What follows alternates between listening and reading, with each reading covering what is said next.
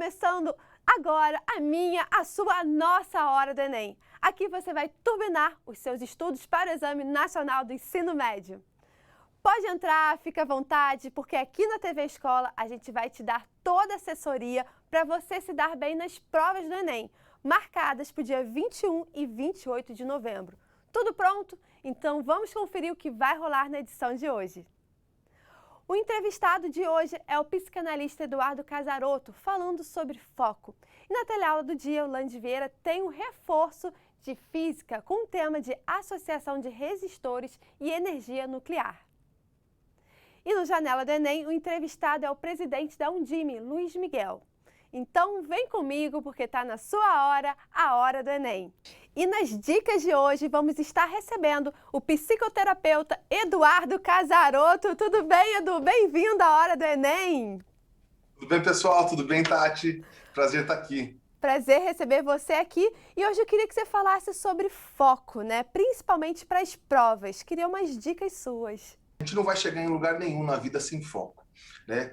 Mas tanto para o estudo quanto para a prova, uma coisa muito importante para você se rever na hora de estudar são os seus desejos, os seus prazeres, as suas vontades. Normalmente, a gente está sempre com vontade de fazer outra coisa. E a nossa cabeça fica lá, não fica aqui. Então, assim, vou jogar Free Fire? Vai jogar Free Fire, querido. Vai falar com seus amigos? Vai falar com seus amigos, queridos. Mas na hora de estudar, desliga isso. A gente demora, média de 40 minutos, para retomar um raciocínio mais profundo.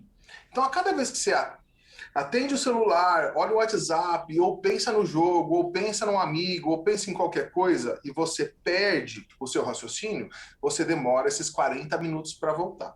Imagina que você tirou 2 horas para estudar, e você foi interrompido pelo menos 3 vezes. Né? Você se interrompeu 3 vezes. Você se interrompeu porque você permite ser interrompido 3 vezes. Se é 40 minutos para retomar o raciocínio, faz a conta, 40 minutos vezes 3. Você praticamente estudou 20 minutos aí. Outra coisa que faz a gente não ter foco é estudar coisas chatas, que a gente não nos interessa. Porque se eu não falar para o meu cérebro, eu tenho que passar por essa etapa para chegar aonde eu quero, eu nunca vou conseguir o foco. Então a gente tem que entender que eu tenho que passar por um processo. Naquele processo eu vou ter que saber daquele assunto. Depois eu posso abandonar aquele assunto. Mas a gente, né, mais velho, a gente sabe que lá na frente na vida a gente pode utilizar muito dessas coisas que a gente está estudando. Então, a gente tem que vencer dentro da gente essas etapas de assuntos que não nos interessam e assuntos que a gente não entende por que a gente está estudando, para que serve. Essas coisas nos causam desinteresse e aí a gente perde o foco. Com certeza. Edu, quero te agradecer demais pela presença aqui na Hora do Enem e te espero para mais tópicos e mais dicas para os alunos. Obrigado, Tati. Obrigado a todo mundo. Beijo.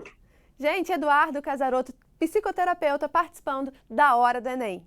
O nosso curso de apoio e revisão intensiva, que reforça o conteúdo que você assiste aqui na Hora do Enem, está disponível para todo o Brasil.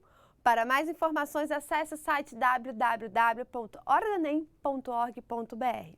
O curso é bem intuitivo, prático, dinâmico e que facilita a compreensão de toda a programação do Enem. A TV Escola e seus parceiros, com grande experiência em Enem, resolveram dar aquela forcinha a mais nessa missão, disponibilizando um acesso a um amplo conteúdo de apoio e reforço, a fim de proporcionar uma revisão completa com foco exclusivo no Exame Nacional. Os estudantes poderão participar de um novíssimo curso intensivo multiplataforma, com site, aplicativo, e-books para estimular a preparação da galera que vai fazer as provas do final do ano.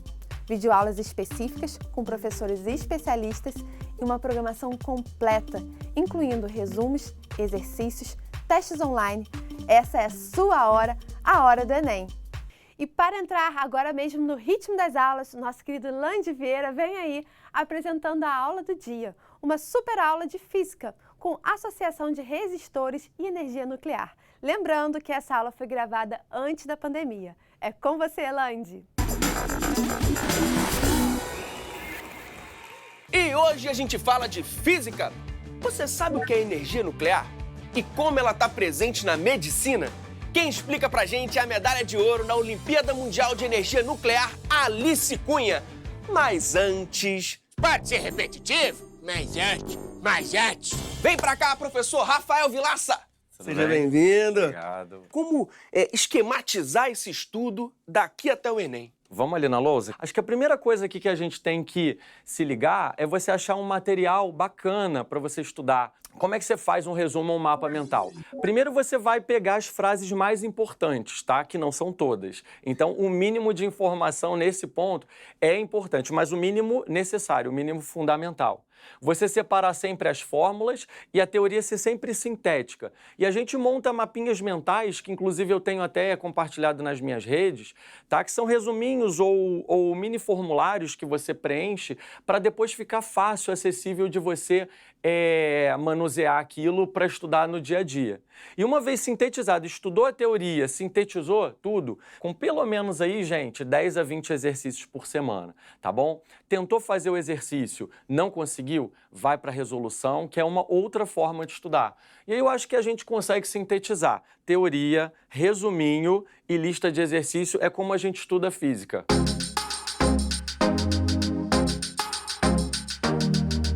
Professor, hoje você trouxe uma questão sobre associação de resistores. Quanta gente estuda isso? Estuda basicamente dentro de eletricidade na terceira série do ensino médio. E qual a importância de aprender associação de resistores? Lâmpada, torradeira elétrica, chapinha de cabelo, equipamentos que a gente usa no dia a dia que transformam energia elétrica, né, energia da movimentação dos elétrons, em calor.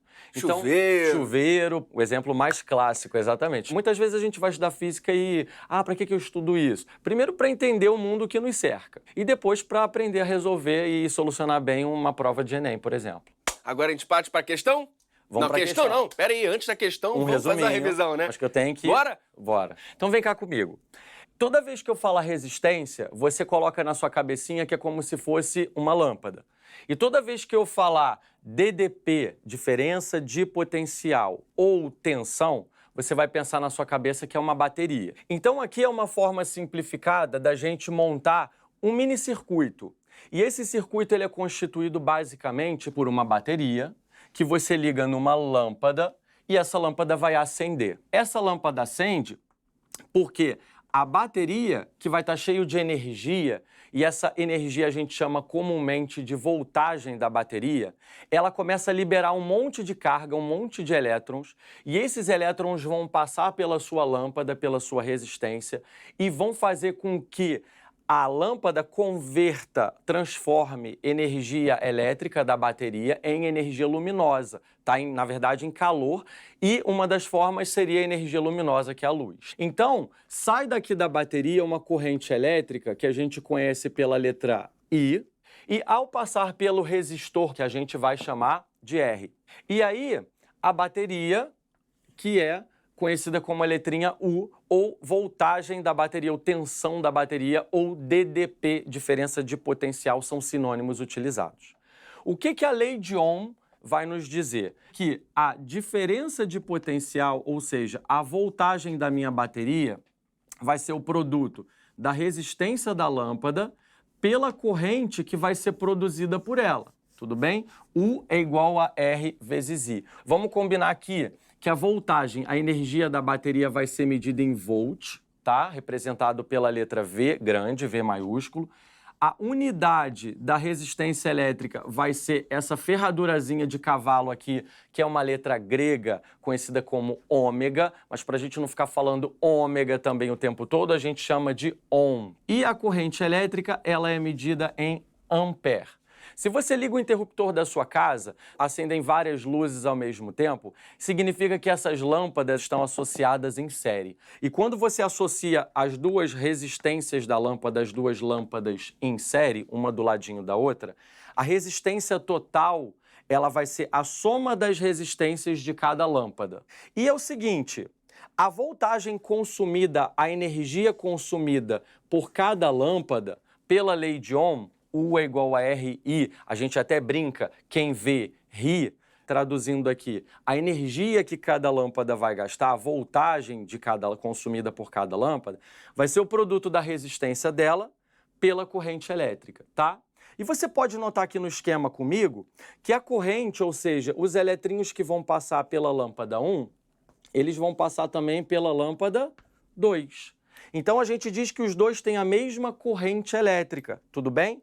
Então, a voltagem total vai ser a voltagem da lâmpada 1, tá? O 1, mais a voltagem da lâmpada 2, o 2. Tudo bem? Claríssimo, professor. Beleza. Revisar aqui, então, agora o conceito de associar em paralelo. Associar em paralelo, você não está ligando uma do ladinho da outra, você está ligando em paralelo, ou seja, uma você liga de um lado e a outra lâmpada você liga de outro. É como se você pegasse uma bateria e você colocasse um fio nessa bateria e esse mesmo fio você partisse em 2 pedaços. Um para acender uma lampadinha de LED e a outra para acender a outra lâmpada. E o que acontece com os elétrons? Os elétrons, eles vão se dividir. Quando eles chegarem nesse nozinho aqui, tá vendo? Isso aqui é conhecido como nó. Por que nó? Porque ele vai oferecer uma divisão para os elétrons. Ou eles sobem ou eles descem. E aqui uma dica para você.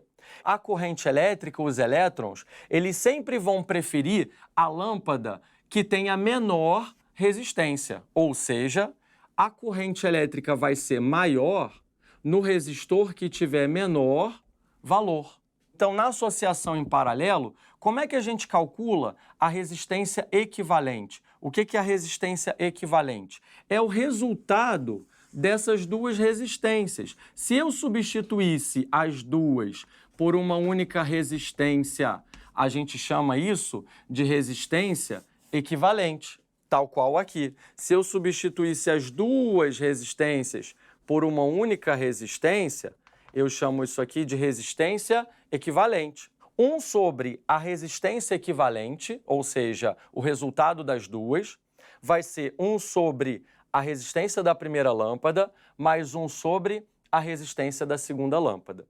Quando as resistências estão associadas em paralelo, as duas vão possuir a mesma voltagem. Então, aqui é como se você conectasse uma bateria nas duas. E as duas vão possuir o mesmo valor de voltagem dessa bateria. Então, eu coloquei aqui para vocês. A voltagem consumida pela resistência 1 é igual à voltagem consumida pela resistência 2. Mas, professor, como é que eu calculo a voltagem? Pela lei de Ohm. Olha lá. U é igual a RI da resistência 1, da lâmpada 1, e U é igual a RI da lâmpada 2, tá bom? Aqui um breve panorama geral para a gente revisar ou até mesmo aprender os conceitos mais básicos de associação de duas resistências e aí a gente vai ver a questão do Enem para poder aplicar esse negócio todo. Vou aqui para a gente já ler essa questão, professor. A questão 110 da prova azul do Enem de 2017. Fusível é um dispositivo de proteção contra sobrecorrente em circuitos. Quando a corrente que passa por esse componente elétrico é maior que a sua máxima corrente nominal, o fusível queima. Dessa forma, evita que a corrente elevada danifique os aparelhos do circuito. Suponha que o circuito elétrico mostrado seja alimentado por uma fonte de tensão U e que o fusível suporte uma corrente nominal de 500 mA. Qual o máximo valor da tensão U para que o fusível não queime? O valor da corrente elétrica tem que ser menor do que o que está escrito lá no fusível quando você compra ele. E é o seguinte, pensa que todas as resistências são torradeiras ou lâmpadas, coisa que facilita o nosso entendimento, tá bom? E aqui você colocou esse dispositivo que é o fusível, esse dispositivo de proteção. E o próprio enunciado vem te dizer o seguinte, que a máxima corrente elétrica suportada por esse fusível, ela vale 500 miliamperes. Ampere é a unidade de corrente elétrica. Primeiro de tudo, gente, um pouquinho de matemática aqui, conversão de unidade. Mili é um prefixo que a gente usa na unidade que representa 10 a menos 3, ou seja, se você tem esse prefixo aqui, como por exemplo, mililitro, milímetro, mili aparece bastante nas bancas, tá? O que você faz? Você volta 3 casinhas para a esquerda do dado que ele te deu. Então, 500 miliamperes, volta aqui 1, 2 e 3, a vírgula fica aqui, 0,5 amperes. E o ampere é que vai ser a unidade da minha corrente elétrica. Aqui no circuito, essa bateria vai estar alimentando esse bando de resistência que está aí. mas a gente vai ver que nem metade delas a gente vai precisar se importar. O polo positivo, o polo grandão da minha bateria, a gente vai chamar ele de Azão, A maiúsculo. E o polo negativo, a gente vai chamar de Bzão, tá? Então, se aqui eu chamei de Azão, enquanto eu não encontrar uma resistência elétrica, eu vou poder chamar de Azão, ou seja, até aqui. E do outro lado a mesma coisa, Bzão, enquanto eu não encontrar uma resistência elétrica, eu vou chamar de Bzão. Porque aí a gente vai dividir o nosso circuito e resolver pedaço a pedaço, tá certo? Então, olha só, ele falou que o máximo de corrente elétrica que pode passar pelo meu fusível tem que ter esse valor aqui, 0,5 ampere. E você percebe aqui que essa corrente elétrica, ela está passando por esse resistor aqui de 120? Então, olha só, para facilitar a minha vida, eu vou chamar esse ponto aqui, que é um ponto do meio, de Czão, tá?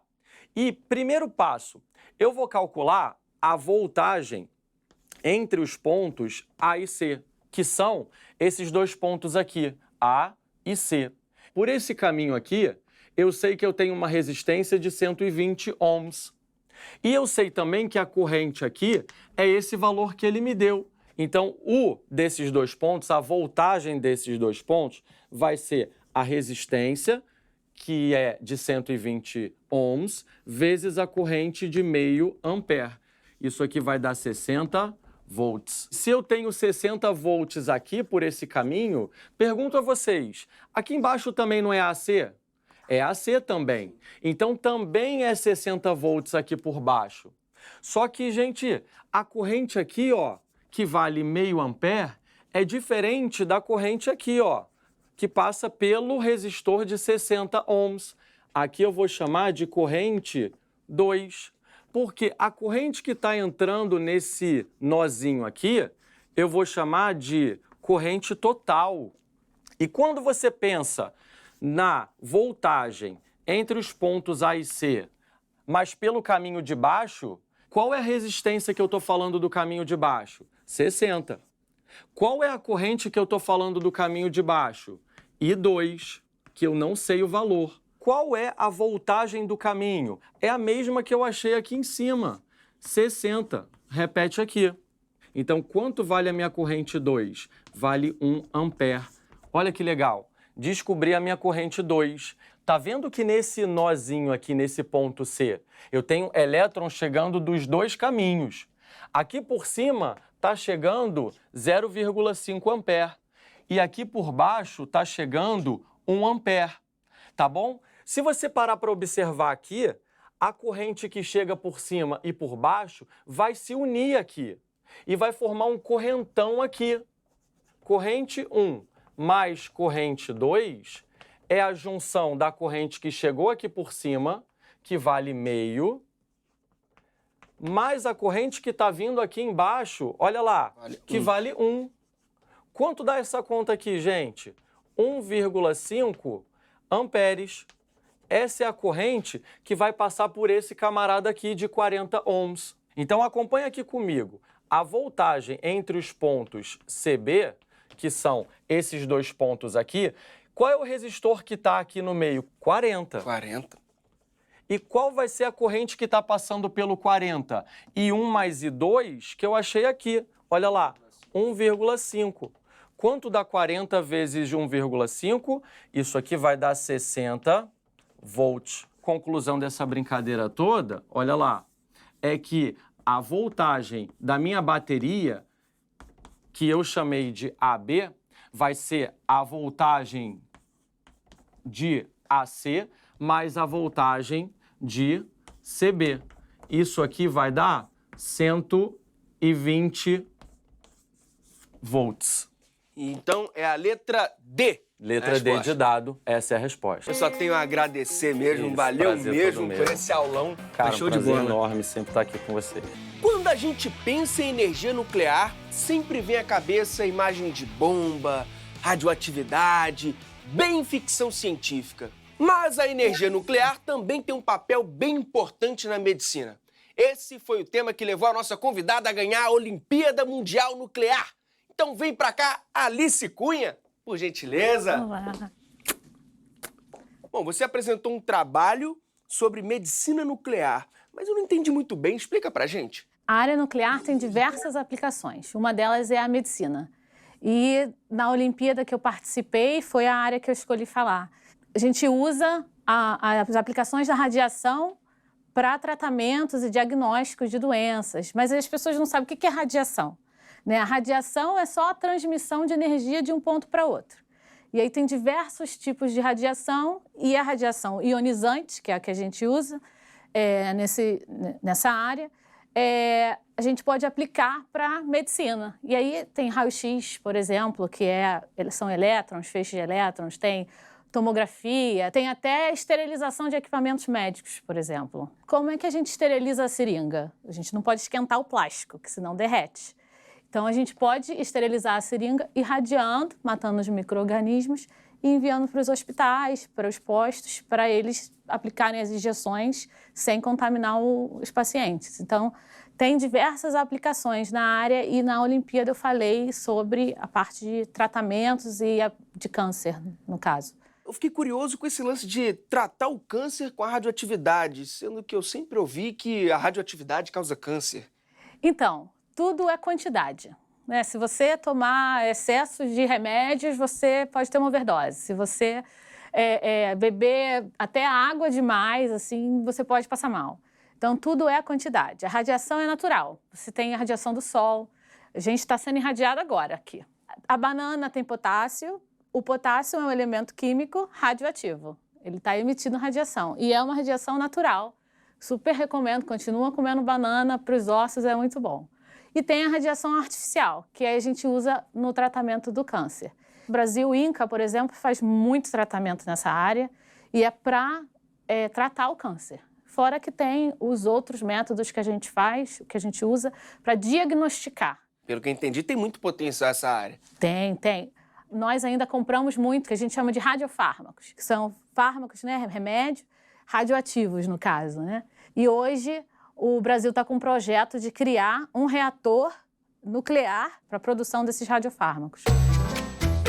Conta um pouquinho sobre como é a Olimpíada Mundial Nuclear. Eu participei na edição de 2015. O tema era Técnicas Nucleares para o Desenvolvimento Global, porque a aplicação da área nuclear é imensa. A gente tem a parte de medicina, a gente tem a parte de energia, que são os grandes reatores nucleares, que no Brasil nós temos 2 produzindo energia em Angra.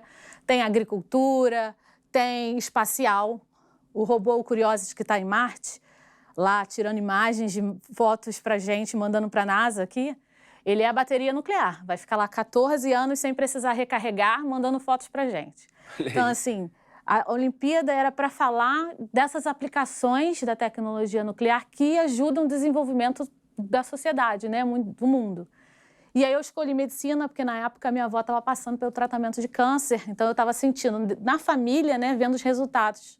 E aí a final da Olimpíada foi em Viena, na Áustria, lá na Agência Internacional de Energia Atômica, que é assim O lugar. Centro, o lugar.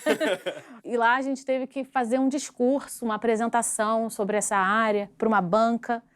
Tudo em inglês. Tudo em inglês. Todo o trabalho que foi feito foi avaliado por bancas, por pessoas da área. E lá na final, eu era a única mulher na final. Eu era a única das Américas também. O pessoal era mais da Ásia. E eles anunciaram o vencedor e eu ganhei. E aí o diretor da agência entregou o troféu e foi maravilhoso. Qual foi o prêmio? Quero saber do prêmio. O prêmio foi a viagem para Viena, né, para a final da Olimpíada. A gente pôde visitar os laboratórios da agência ali, ver as pesquisas que eles estavam fazendo. E eu ganhei um troféu também das mãos do diretor-geral da agência, né? E a repercussão depois foi incrível, né? Estou aqui muito por causa dessa repercussão. No estúdio, uma campeã olímpica, por favor.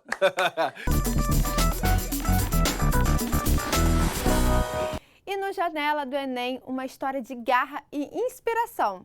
Vou conversar com o professor e presidente da Undime, Luiz Miguel. Tudo bem, Luiz? Obrigada pela presença no quadro Hora do Enem. Tudo ótimo. É uma satisfação poder participar com vocês, conversar com essa moçada que está aí se preparando para uma das coisas mais importantes, né, da vida até então, né? Definir o seu futuro profissional, sua universidade, isso é maravilhoso. Com certeza. Agora, Miguel, eu te chamei porque você tem uma história muito interessante. Você pegou as ferramentas que você tinha na época, que era um programa de televisão, e algumas outras você se adequou e fez acontecer. Eu queria que você contasse um pouquinho da sua história. Pois é, essa história ela acontece lá no final dos anos 80, né? E eu não deixei para o último ano, não. Desde o meu primeiro ano, né, do hoje ensino médio, na época era chamado de colegial, eu gostava de acompanhar um programa que acontecia num canal educativo todas as tardes, das 2 às 3 horas. E aí acompanhávamos, anotávamos, nós tínhamos um grupo de 4 amigos, e cada um da sua casa acompanhava, anotava. Depois nós nos encontrávamos e avançávamos, né? Estudávamos aquele assunto, trazíamos mais material, e essa foi uma estratégia utilizada dessa forma. Na época, pegávamos livrinhos de cursinhos pré-vestibulares de alguns colegas que estudavam em escolas particulares, né? E íamos às bibliotecas, e foi um pouco assim que nós fomos construindo essa estratégia, né? E então tudo que era programa que tinha, era regular, era de segunda a sexta, das 2 às 3 da tarde. Então, esse era um momento sagrado. E depois nós nos reencontrávamos, né, das 13h30 até as 5h30 da tarde, na biblioteca pública da cidade, era uma pequena cidade. Então, essa era uma forma interessante. Eu fico imaginando como seria hoje, né, com as tecnologias digitais, a possibilidade da gente assistir a hora do Enem, né, tomar as notas, e depois, olha, vamos lá, faz o link, vamos reunir. O que você achou disso? O que você achou daquilo? Ah, eu não entendi esse ponto, né? E seria muito desafiador, eu fico imaginando. Acho que até qualquer hora eu vou chamar os amigos, né, que fazíamos isso e falar, vamos a senhora do Enem, e depois vamos fazer um estudo para a gente sentir, junta todo mundo, né, no WhatsApp, faz um grupo, discute ali, enfim, cada um na sua casa, faz o lanchinho também ali e aproveita esse momento. Hoje, cada um no estado, outro no outro, tem até gente fora do Brasil, né? E até assim é possível, né? Olha que coisa interessante. Então, hoje dá para eu estudar com meu primo que mora lá do outro lado do país, né? Assiste, retoma, avança, né? Mais do que nunca, posso dizer, as possibilidades que podem nos levar, né, à universidade, elas cresceram muito. Elas cresceram muito já com o surgimento do Enem, porque nós tínhamos uma dificuldade, que era pagar a inscrição de vestibular. E, às vezes, não dava para fazer mais do que 1 ou 2. Então, o Enem ele já dá essa possibilidade, amplifica. Né? Depois ter acesso à programação, né? Seja o programa Hora do Enem e tantos outros programas que a TV Escola traz e que contribui para que a gente possa ter informações de caráter geral, que vai ajudar na prova de redação, tá? De caráter específico, como alguns documentários. Então, isso é sempre muito importante. Obrigada pela presença aqui, Luiz Miguel, pela história. Parabéns pelo trabalho que você vem sendo feito aí à frente da Undime e te espero mais vezes aqui na Hora do Enem. Tá bom? Com certeza, será um prazer. Obrigada, Tchau. gente. Esse é o presidente da Undime, professor Luiz Miguel, aqui na Janela do Enem. Bom, turma, a Hora do Enem vai ficando por aqui. Mais uma vez, foi uma honra passar esse tempo aqui com vocês. Mas não se esqueça, você pode participar da Hora do Enem. Para dar sugestões, tirar dúvidas, é só mandar um WhatsApp pra gente. Talvez eu até te chame para participar aqui comigo do Janela do Enem. Já pensou nisso? Vai ser uma honra. Queremos estar sempre perto de você. Então é só marcar a gente nas redes sociais, #Hora do Enem, @TV Escola e @Tatiana D'Angelo. E olha, vai por mim que essa dica é boa, hein, gente? Participe do nosso curso intensivo multiplataforma. É fácil, é só acessar o site www.horadoenem.org.br e aproveite. E outra coisa, se você esqueceu ou perdeu algum programa durante essa semana, não fique preocupado. Nós temos a Maratona Hora do Enem aos sábados às 13 horas e domingo às 6 horas da manhã, com tudo que rolou durante essa semana. E agora que eu dei meu recado, está na hora de eu dizer tchau, mas estamos juntos para o que der e vier até novembro. Com muita disciplina, força e fé, a gente chega lá. E olha, final de semana também tem Hora do Enem, tá? Se você perdeu, é só acompanhar a gente pela nossa maratona ou no canal do YouTube. Um bom final de semana, até lá! Segunda-feira eu tô de volta. Um beijo, tchau, tchau!